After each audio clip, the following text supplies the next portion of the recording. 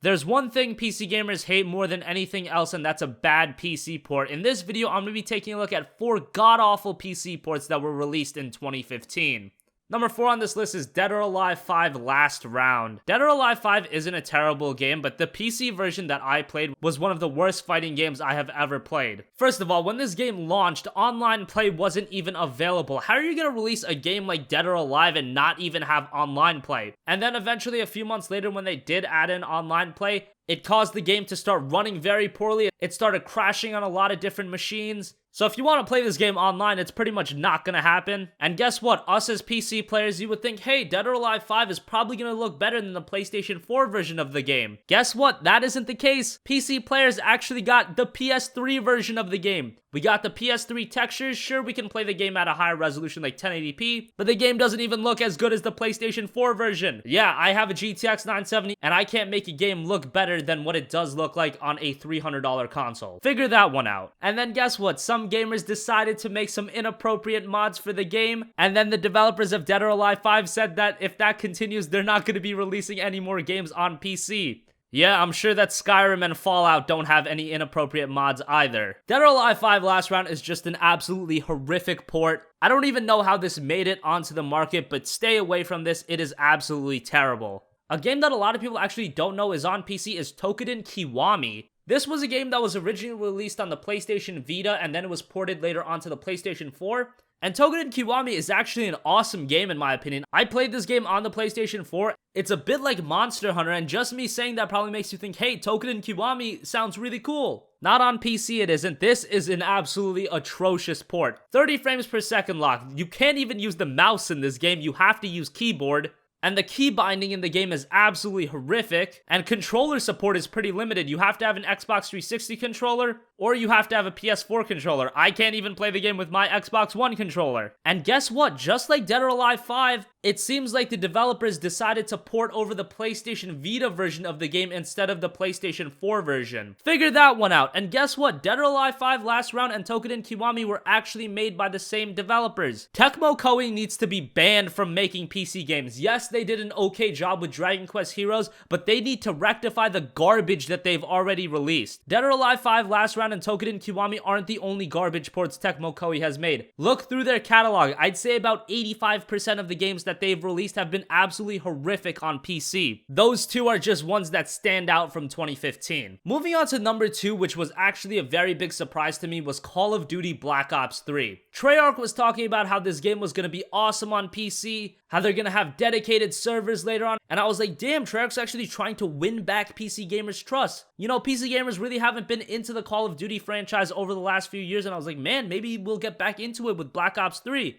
Boot up Black Ops 3 the day it launches. I'm a campaign type of guy, so I wanted to play the campaign right away. Go into the campaign, my GTX 970 is getting 15 frames per second. Try to lower the settings, that really doesn't work. Apparently there's a memory leak going on that's fucking over a lot of people, and while the multiplayer did look okay, there were still problems in that, and there's no reason a game should be running like that. Yes, you can tell me, oh, Treyarch fixed the game later on. No, I paid $60 for the game. It should be working day one. If it isn't, delay the game. Treyarch knew the game was broken. There's no possible way how Call of Duty Black Ops 3 could pass quality assurance and make it onto the Steam store. Just delay the freaking game, but they won't do that. They want your money. And oh my god, this one was probably the most frustrating one because I was like, Call of Duty Black Ops 3 might finally be a chance for PC gamers to get back into the Call of Duty series, and they totally pissed on my hopes. Thanks, Treyarch and Activision. You know, it was probably Activision's doing. Treyarch has deadlines to meet, and it is what it is. I don't care whose fault it was. The fact remains that on release day, Black Ops 3 was absolutely terrible. And number 1, this should not come as a surprise to anyone. It's Batman Arkham Knight. I've been around this block for a while now. I've talked about Batman Arkham Knight multiple times, but I never get tired of talking about Batman Arkham Knight because the game was such a piece of shit that burying the game is actually kind of fun. I remember actually staying up until midnight to play this game on release day. I can't believe I wasted that much time anticipating this piece of garbage because on release day, this game was absolutely terrible. There was a 30 FPS lock, in a AAA game. Who thought that would be a good idea? Yes, there's a fix, but you have to go into the INI file and all this bullshit that really should not be in a AAA game. A AAA game not running at 60 FPS is just mind-bogglingly stupid.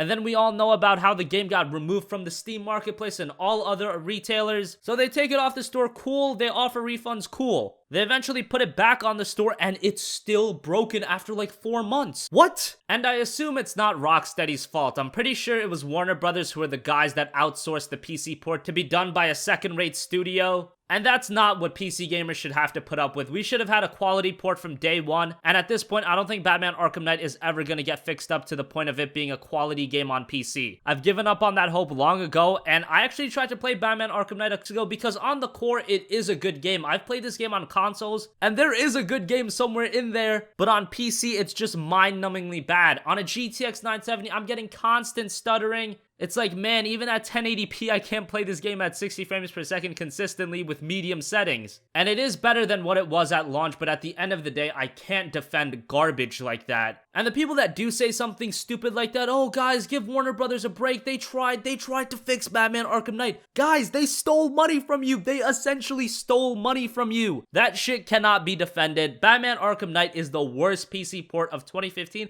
Arguably the worst PC port I've ever seen in my life. I honestly think it's worse than Assassin's Creed Unity. It's a piece of shit, and right now it's $50 on the Steam store. It should be $5. I have no idea how they can still be charging $50 for this game. It's absolutely ridiculous. Please don't buy Batman Arkham Knight. Honestly, if you want to at least try the game and see if it works on your PC, I never condone this, but just go and pirate the game. Warner Brothers does not deserve your money. And if that game somehow miraculously works on your PC just fine, I would say keep playing the pirated version and wait until Batman Arkham Knight is on sale for like $5 and then buy it on Steam. I don't think they deserve your full $50. So guys, I thought this would be a video that you guys would enjoy. This has been 4 terrible PC ports of 2015. Let me know what you guys think. Did you pick up any of these games? Do you think I'm off base? Do you actually think Call of Duty Black Ops 3 was a good port? Do you think Batman Arkham Knight was a good port? Alright, I'm sure nobody's gonna say that, but just for the sake of adding some discussion, comment your thoughts down below. As always, guys, thanks for watching, and I'll catch you guys in the next video. Peace out.